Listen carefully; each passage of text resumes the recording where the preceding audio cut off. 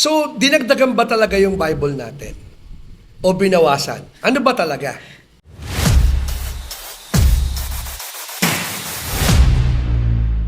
Tama po, it has been an age-old controversy among Christian denominations and different groups kung yung Bible ba dinagdagan nitong kampo na to o binawasan nitong kampo na to. So we have this podcast to shed light tungkol dun sa ilang overview dito sa mga topics related to this. And we will cover yung topic na yan under the category of what we call the Second Temple literature.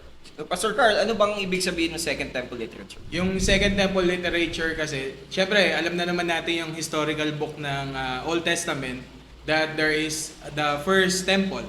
Tapos, nasira. Tapos, at the time ng 500, medyo may mga debates pa nga dito. Ano ba talaga? 580 ba nagsimula? 576? Oo, nako, O 556? detail na yan. Masyadong pero dun sa ano natin, sige, sabihin na lang natin na 580. And we will also use siguro yung BCE sa CE para hindi rin tayo malito po dun sa ano. Although, sabi ng mga Christians kasi, ano ba AD. AD talaga. BC, AD. Ilalaban natin yun. Oo, eh. AD. Pero we'll just use BCE sa CE. From 560 BCE hanggang 70 AD, yun yung pinaka parang kumbaga yun yung time kung saan na categorize itong mga Second Temple literature. Kapag tinignan natin, it's all literature, but the problem is, kagaya nga nung sinabi ni Pastor James kanina, ano ba? Ito ba ay canonized na ng authoritative ba to? Authoritative ba to? Susundin ko ba to? Oo, kasi if we will look at dun sa ibang mga religion, sasabihin nila ay hindi, ito pasok to kasi it will fit yun dun sa paniniwala namin. And then we'll try to discuss na lang po mamaya yun. Kapag tinignan natin yung Second Temple literature, dun sa span of 600 years na yun, syempre kasama na rin yung 400 silent years, which is yun yung sinasabi nila dito sa unang-una, we'll try po to have 5. Dun sa unang-una na dito daw nabuo yung mga tinatawag natin na mga dark secret literature ng Bible, which is what we call apocryphal books. Apocryphal books, yes. So kapag tinignan po natin apocryphal books, ano siya from the word na ginamit talaga sa kanya, apocryphal, hidden books. Kumbaga mga tinagong books. Kasi what makes up the apocryphal books? Bakit tinawag siyang apocryphal books? Kailan ba nasulat itong mga to? Technically, yung sinasabi ni Pastor Carlo po, it's theologians also call that the intertestamental period. In between Malachi and Matthew. Opo. After ng exile Intertestament. and before the time ni Jesus. Kaya parang medyo, sabi kasi na walang prophetic voice nung time na yun. And But- silent. Silent ears, but it's a misnomer kasi kung kailan silent, ang daming nasulat na literature during that time. Right. Doon nabuo yung maraming literatures na we have. So technically, silent ba? Kasi yung nagiging question ng mga nababasa. Kasi even some of the older versions of Scripture, King James, Opo. may apocryphal books yan. kasama. So paano na? Diba? Pag binasa mo ba to, dapat ba applicable ba to? Opo. Dun sa nakalagay dito? Sinulat itong isa during the time ni Jeremiah. Ito sinulat din time ni Jeremiah. Paano yun? Magkasama to. So paano to? Tama. Pwede ko bang hawakan si Jeremiah 29:11? Tapos pwede ko bang basahin yung isa? Kaya lang, magulo to. Oo. So, anong natin? Sobrang gandang discussion nitong mga upcoming na to. Pastor Carl, can you give the general categories nung tinatawag nating umbrella term lang? Gawin na nating a blanket term. Yung tinatawag na Second Temple literature. Can you discuss some of the categories ng Second Temple literature? Pagka tinignan natin yung mga categories ng Second Temple literature, actually meron siyang 3 brackets. Pero meron siyang 5 talaga na tatry natin na i-discuss rin. Yung pseudepigraphica, apocryphal, pseudepigraphica, tapos yung mga writings ng tinatawag natin na ito yung medyo sa Bible school, ito yung palasak na Dead Sea Scrolls. Dead Sea Scrolls. Qumran Caves ng 1946. O si Kaparis nun. Ang akala ng mga tao, ang Dead Sea Scrolls, ang na-discover doon, puro biblical literature lahat. Oo. Ilang percent lang ba ng biblical Ah, writing nun? Ang biblical writing lang talaga in 1947 na discover nila. Actually, meron silang sa fourth cave, doon pinakamaraming mga nakuha na ng mga Oo. biblical manuscripts. Right. Kaso nga lang, the problem is, doon po sa Qumran Caves, ang nakuha lang talaga sa Dead Sea Scroll, 25% lang yung Right, kasi di ba ang- Tapos from the 25%, ang pinaka nakuha nila talaga na in total manuscript is around 600 to 800 manuscripts na iba-iba. Patay tayo dyan. Tapos sa 25% pa, Hindi pa kasama yung Harry Potter doon. Wala pa dun. Wala pa. So, kung titignan po natin doon sa Dead Sea Scrolls pa lang, marami talaga. Kumbaga, nandun na siguro yung mga iba't iba pang mga writings. Sabi nga nila, doon daw sa 25% na yon, maraming mga associated doon sa sa Dead Sea Scrolls. Doon sa pseudepigraphica naman po, nandun rin kasi marami pong it means na ginamit yung mga pangalan ng mga prominent Bible people doon sa mga writings nila. Kumbaga, Right. ang dami. Kumbaga, sabihin na natin ang Apocalypse of Paul, Apocalypse of lahat Ang ginamit 3 nila. Peter, 3 John, nandun din. Yes, andun rin po. Tapos yung Mary, writings of Mary. Tapos, kumbaga, kung titignan po natin, ang daming mga additionals dun sa And then we have the last bracket, ito po dalawa, si Josephus, yung mga writings ni Writings ni Josephus. Historical Josephus. writings. Historical writings. And if we will look at it, Pati si Philo. Si Philo Si and Philo rin. Josephus. Kasi kapag tinignan naman po natin yung writings ni Josephus, hindi siya non-Christian kasi siya, but Historian siya. Historian Historian. siya.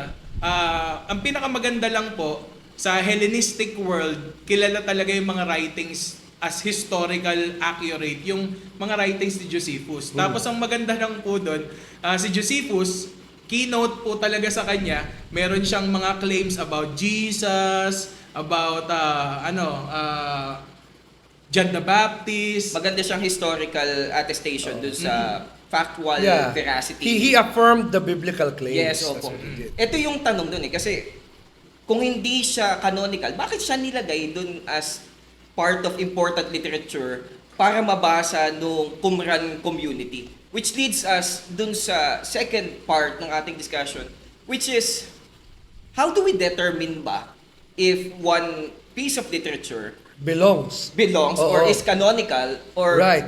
sinong magsasabi na canonical to, ito non-canonical? Oo.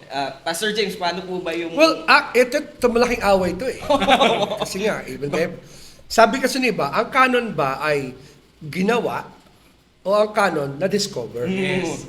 Yun yung pa malaking... oo. isang yun eh. Kasi the one argument about the scriptures is manipulate. Ito, manipulate daw. Yes. Ginawa daw ng mga early church fathers, kinuha yung ayon dun sa gusto nilang theological leanings and then pinagbuo-buo nila. And I remember reading listening actually to a lecture of a former a Jack prof of mine, si Dr. Geisler. Sabi niya, alam niyo bang mas mahirap na i-manipulate yung scriptures noong unang panahon into one than just to recognize the canon that it Yes, exists. tama po. Kasi walang computers, walang kahit na it's more difficult na to i-manipulate mo yung issues during that time. So, that's the question we want to answer today. Opo. Where the canon, without, isang buong semester di-discuss to, ano ba to and bakit siya important sa atin? Tatama kayo doon, nagdaan. parang may pa dyan, mga issue, controversial siya kasi. Ano ba, si Constantine ba yung nag-determine? Oo. Minabasa Political akong or writing yan. political Ginawa, naging binuo political daw ni Constantine yung Council of Nicaea para makabuo ng Bible. So yan. So yun ang papasukan natin. Balik tayo sa yung issue ngayon. What makes a book canonical or not? First outright, umpisahan natin kagad that the Bible or the canon of scriptures, OT and NT, hindi siya kinreate. It was discovered. Now we say that, sabi nga Josh McDowell was discovered not because may nakabuklat, ito ang canon, but kundi upon the collection of all these ancient manuscripts. Most ancient manuscripts, hundreds of thousands of documents, nung na-discover, and looked up at all of them, they found the following consistencies in them. Ibig sabihin po, it's self-authenticating. It's Yes. not imposed by an outside Right. standard. Walang lagyan mo nito. Wala. O lagyan mo ng ganyan. Walang kumontrol. Oo. Nakita nila na una, one is that, was it prophetic or apostolic in origin? Yes. Sinulat ba ito nito? Or was there a community, for example, the Gospels, Opo. the Johannine community put together the book of John, the Matthean community, the Markan community. Sumulat yung mga followers faithfully writing this together. So is it apostolic in origin? The same thing with the OT. Kaya mas madali yung yung NT kaysa sa Tama OT. po. And Oo. I think it strikes out yung mga binanggit ni Pastor Carlo kanina, yung epigrapha. Kasi Yeah. pseudo, false, false. name. Ibig sabihin, hindi mo ma-trace yung origin. Oh, Kasi naman isinulat talaga lang ba yan o hindi talaga? Doon pa lang sa criteria na yun. Right. Bagsak. Ito sa akin, for me, as person who studies theology, the most important na naging and that is doctrinal consistency. Yung bang sa libo-libong manuscripts na nakita, ano yung ones that hold this to be consistent? Tama. Right? And mamaya tatalin natin bakit important yun. Opo. O itong book na to says this, itong book na to says this. Dapat lahat yan nag-jive together without manipulation. Tama po. Without manipulation. And then, of course, universal acceptance by the early church. Na eto yung pinaka-weak sa tingin ko. Kasi nga, because of the biases, no? Kahit the early church. Nagtatalo. And then, of course, the inspiration of the Holy Spirit. Ibig sabihin, there's an evidence of divine authority or content in the message. Ano ba yon? It all boils down to the reason. That is, ano ba ang Bible? Why was it given to us? Tama po. Bakit binigay yan? Sabi nung, I remember Dr. Price, translator yan ng New King James Bible. Sabi niya, former professor, sabi niya, the Bible is a historical book. It talks about history. But it is not a repository of history. Right. Meron mga things happen in history na wala sa Bible. It makes scientific claims, but it is not a book of science. Oo. Pero all its claims in science are correct. So the idea then is bakit binuo ang Bible? And that is to convey the heart and mind of God and the intention of God for salvific purposes. Diba? So in other words, nung binuo yung mga Bible, nakita yung mga books na possible, naging nanon, ang ganda ng sulat ni Josephus. Ina-affirm nito yung writings doon. Oo nga. But does it convey the intention of God or not? No? So, therefore, based on those, yun ang naging decision whether books will be canonical or not. Or are they just for plain history purposes? Yung iba nga fictional yung dating or not. Ibig sabihin, there's a common thread that Yes. holds the coherence of the canonical books together, which is ibalik talaga yung tao. Ang pinakapuso niya is theological messaging. Right. Which is to bring the relationship ng tao pabalik sa Diyos. So ang tanong, why bother studying yung Second Temple Lit kung hindi naman canonical? Wala naman pala to. Opo. Hindi naman po natin sinasabi na hindi siya mahalaga. There are several reasons why it's important. One, historical context. Yan. The apocryphal books gives us a bird's eye view, sometimes very specific eye view, on what was going on in the intertestamental period. Yes. Post-exilic period. Anong nangyayari dyan? What's going on? Bakit ganito? No? It also gives us insight on the theological development of the time. Nung time na yun.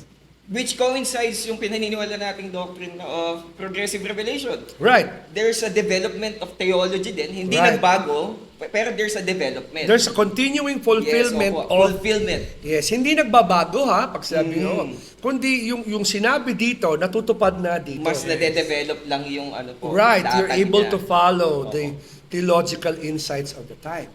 And then of course, the development of language and culture, which is important for us to understand. Kasi you're talking about a Bible of 1,000, roughly 2,000 years, including the silent years. You have to look at it sa point of view ng ano bang nangyayari, ba't Opo. nila iniisip yon, what's going on, no? And then lastly, yung literary parallels. Napakahalaga. Parallels ng literary movement. Ano to? Bakit ganito ang salita ito? Bakit ganito?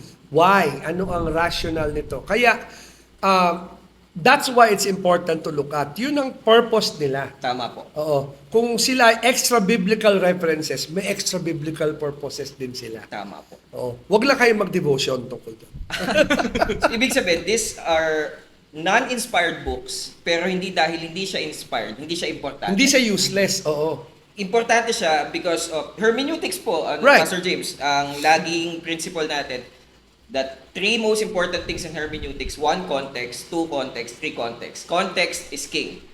Feeling natin ang context tungkol lang to doon sa historico-grammatical context ng scriptures, but kailangan din nating maintindihan yung tinatawag na authorial context. Ang kamalian siguro na evangelical thinking, when we talk about the doctrine of inspiration, parang nazap lang yung mga in a trance-like state, yung mga writers. Yes. Pero hindi eh. The Lord in His omniscience and in His wisdom, pinili niya itong tao na to with this type of educational background, in this historical, socio-cultural context, to write things for people sa isang particular na context din. So this gives us a wider view ng context. Kaya nga si Peter, he quotes Enoch. Si Jude, he quotes Enoch.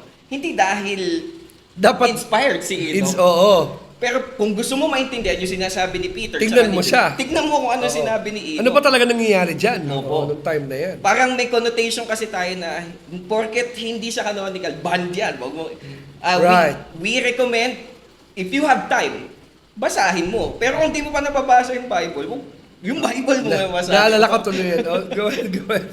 Even the connotation ng apocryphal books, di ba? Hidden na literature, kumbaga para bakit yung mga Bawal yan. bawal Hands up yan. yan. Bakit Oh. yung mga RCC ginagamit niya, kasama yan sa Latin Vulgate o ganun. Hindi nila sinama sa Latin Vulgate ganun. Pero mapapaisip ka rin na yung mga bagay na yon will give you a deeper understanding ng theology, deeper understanding ng culture, and most especially yung language. Kasi alam natin, di ba, sinasabi natin, Hebrew, Greek, yan yung ginagamit. Tapos bigla si Jesus nagsalita ng Aramaic. Pero, Parang, ba't ganun? ba't si Jesus nagsalita ng Aramaic? Pero kapag tinignan po natin, there's a deeper bearing yun kapag nakita natin yung mga statements na ginawa, most especially in the time of Josephus, kung ba't ginamit yun, saka ni Philo. Kaya mahalaga. Naalala ko tuloy, may lumapit sa akin isang long time ago. Nauso yung palabas na Da Vinci Code. Siyempre yun, galing mostly Gnostic Gospels, Opo. no? Lapit siya sa akin. Sabi niya, Pastor, pinanood ko yung Da Vinci Code, binasa ko yung libro 2 beses. Parang madami tuloy akong question tungkol sa Bible. Anong masasabi mo dyan?